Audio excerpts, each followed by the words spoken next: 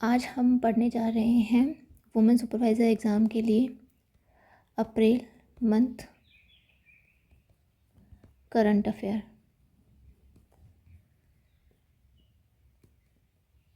ठीक है, तो यहाँ पे मैंने प्रॉपर सीक्वेंस में नहीं जाते हुए वो सब इम्पोर्टेंट न्यूज़ क्लासीफाई करी है जो हमारे लिए ज़्यादा ज़रूरी है। ठीक है, तो सबसे पहले जो हमारी न्यूज़ है वो है भारत में तपेदिक के मामलों में ऐतिहासिक गिरावट। तो ये टीबी जो है वो हमारे सिलेबस में भी है, तो ये हमारे लिए काफ़ी इम्पोर्टेंट हो जाता है। तो सबसे पहले देखते हैं विश्व स्वास्थ्य संगठन की जो वैश्विक टीबी रिपोर्ट 2025 है, उसके अनुसार भारत ने टीबी ट्यूबरकुलोसिस के विरुद्ध अपनी लड़ाई में वैश्विक औसत में दोगुनी गति से सुधार किया है। ठीक है, ये इम्पोर्टेंट है। उसके बाद में है कि टीबी की घटनाएं जो है उनमें 21% की गिरावट आई है। मृत्यु दर में कमी, टीबी से होने वाली मृत्यु दर जो होती है उसमें 28% की कमी आई है। और अगर हम वैश्विक रूप से देखें तो भारत की गिरावट की यह दर वैश्विक गिरावट की औसत दर की तुलना में दोगुनी है। ठीक है, और उसके बाद में है टीबी उन्मूलन, राष्ट्रीय टीबी उन्मूलन कार्यक्रम। तो भारत ने 2025 तक टीबी उन्मूलन का लक्ष्य रखा है, जो वैश्विक लक्ष्य से 5 वर्ष पहले है, यानी कि 2025 तक टीबी को ख़त्म कर देंगे, ये लक्ष्य भारत ने रखा है। और जो वर्ल्ड जो हेल्थ ऑर्गेनाइजेशन है उनका लक्ष्य 2030 तक है। उसके बाद में ये है कि टीबी को जो बीमारी उसको ख़त्म करने के लिए 4 पिलर्स हैं, वो हैं। तो 4 पिलर्स में फर्स्ट है डिटेक्ट, यानी पता लगाना टीबी के बारे में। दूसरा है ट्रीट, उसका इलाज करना।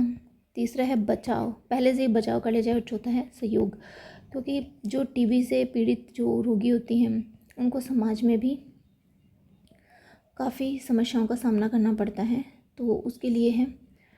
और उसके बाद में है जो इसका जो ये कार्यक्रम है, इसको 2020 में संशोधित राष्ट्रीय टीबी नियंत्रण कार्यक्रम का नाम बदलकर राष्ट्रीय टीबी उन्मूलन कार्यक्रम कर दिया गया था। तो ये वाला इम्पोर्टेंट है, पूछ लेते हैं, कभी नाम चेंज करने वाली चीज़ें भी पूछते हैं। तो जो संशोधित राष्ट्रीय टीबी नियंत्रण कार्यक्रम है उसका नाम बदलकर राष्ट्रीय टीबी उन्मूलन कार्यक्रम कर दिया गया था। उसके बाद में विश्व टीबी दिवस, तो ये प्रतिवर्ष 24 मार्च को मनाया जाता है, बहुत बहुत इम्पोर्टेंट। ठीक है, उसके बाद में है 24 मार्च 1882 को रॉबर्ट कोच ने टीबी से पैदा होने वाले जीवाणु की खोज की थी, उसी याद में ये दिवस मनाया जाता है। इसके साथ में परीक्षा उपयोगी यानी टीबी के लिए और क्या क्या, तो निक्षय मित्र और निक्षय पोषण योजना भी टीबी के लिए चलाई जा रही है। इसमें जो भी टीबी रोग से पीड़ित होते हैं उनको प्रति महीने 1000 रुपये दिए जाते हैं, ताकि वो अपना दवाई पानी खाने पीने का इंतज़ाम कर सकें। उसके बाद में अब हम टीबी के बारे में थोड़ा बहुत देख लेते हैं, क्या कुछ है यहाँ पे देख लेते हैं। टीबी ये बैक्टीरिया से होने वाला रोग है। ठीक है, इस बैक्टीरिया का नाम है माइकोबैक्टीरियम ट्यूबरकुलोसिस। ठीक है, ये इस बैक्टीरिया से होने वाला रोग है। उसके बाद में इससे प्रभावित अंग, तो फेफड़े सबसे ज़्यादा प्रभावित होते हैं, लेकिन इसके अलावा ये बॉडी के अन्य भाग में भी फैल जाता है, जैसे कि किडनी और दूसरे बॉडी पार्ट, जिसे कि एक्स्ट्रा पल्मोनरी टीबी कहते हैं। ठीक है, उसके बाद में है इसके लिए कौन कौन से टेस्ट किए जाते हैं टीबी के लिए, ये इम्पोर्टेंट है। तो एक तो है स्प्रूटम टेस्ट, ये इम्पोर्टेंट है। सेकंड है मैनटुक्स टेस्ट। ठीक है, और थर्ड है एक्सरे। ओके, अब इसके लिए उपचार में एक तो है डॉट्स थेरेपी। इसमें काफ़ी सारी बीमारियों मतलब काफ़ी सारी दवाओं का एक पूरा कोर्स चलता है। उसके बाद में है एक ही दवा का नाम है रिमफेपिसिन, ये दी जाती है। उसके बाद में एक है BCG का टीका। इसके अलावा और दूसरे ट्रीटमेंट्स दिए जाते हैं। तो ये टीबी से रिलेटेड न्यूज़ है। अब अगली न्यूज़ है भारतीय रेलवे कवच का उद्घाटन। तो जो एक कवच है ना, वो ट्रेन में, जो भी ट्रेन, उसमें सुरक्षा की प्रणाली है। जैसे अगर एक ट्रेन इधर से आ रही है, एक ट्रेन इधर से आ रही है, तो ये पहले सायरन बजा के अलर्ट कर देता है। तो इसका रूट चेंज कर दिया जाता है, इसका टाइमिंग चेंज कर दिया जाता है, ऐसा कुछ किया जाता है ऐसे।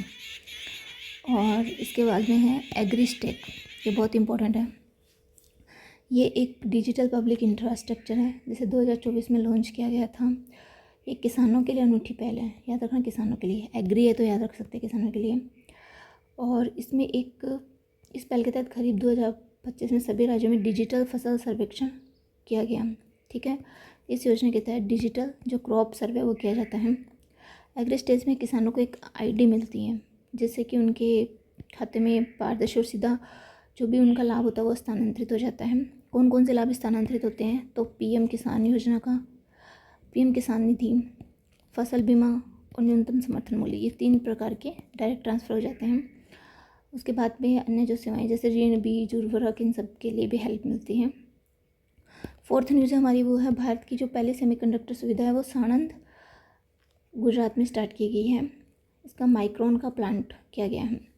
सेमीकंडक्टर में पता है कि जो ना तो मेटल है ना नॉन मेटल है, बट इसका यूज़ बहुत इम्पोर्टेंट है। जैसे EV में बैटरीज़, जो हमारा इलेक्ट्रॉनिक जो भी सामान है, इक्विपमेंट, मोबाइल वगैरह, इनमें जो चिप होती है ना, वो सेमीकंडक्टर में मतलब से ही बनती है। ठीक है, तो ये हमने कुछ न्यूज़ देखी करंट की। कल एक और क्लास लेके आएंगे और ऐसे हम कुछ दिनों में अप्रैल का करंट अफेयर कंप्लीट कर लेंगे। Thank you for watching.